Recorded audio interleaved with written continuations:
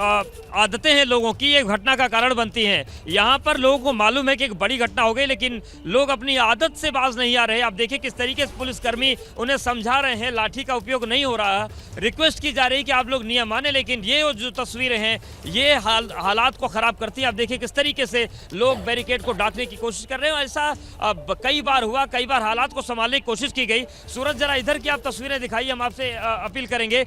आप एक तस्वीर और देखिए रोमाना जी, जब भी कोई भीड़ भाड़ वाला इलाका आता है तो वहाँ पर ये ज़रूरी होता है कि भीड़ के आने का रास्ता अलग हो और जाने का रास्ता अलग हो, लेकिन यहाँ पर भीड़ आमने सामने है। हालांकि पुलिस हालात संभालने की कोशिश कर रही है, लेकिन अगर जब भीड़ की आपस में भिड़ंत होती है, आमने सामने आते हैं, तो ऐसी स्थितियाँ जो होती हैं वो हादसे का सबब बन जाती हैं। और ये जो स्थिति है ये बहुत देर तक रही तो यहाँ पर नई तरह की मुश्किल आ सकती है।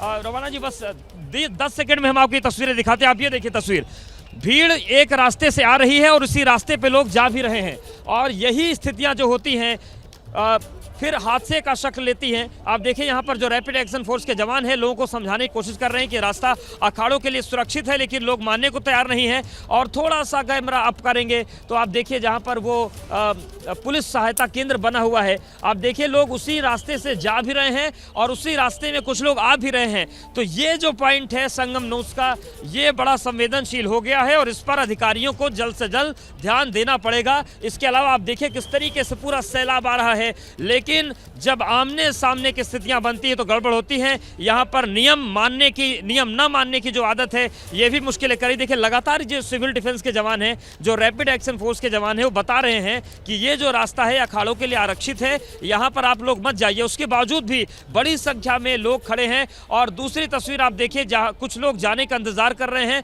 और कुछ लोग इसी रास्ते से पुल नंबर 1 से बाहर निकलने की कोशिश भी कर रहे हैं। तो ये स्थिति जो है ये भीड़ भाड़ के हिसाब से, क्राउड मैनेजमेंट के हिसाब से बिल्कुल भी अच्छी नहीं है, और इसी तरीके की जो स्थितियां हैं वो गड़बड़ी का सबब बनती है। और देखिए थोड़ा दूर की तस्वीर आपको दिखाते हैं।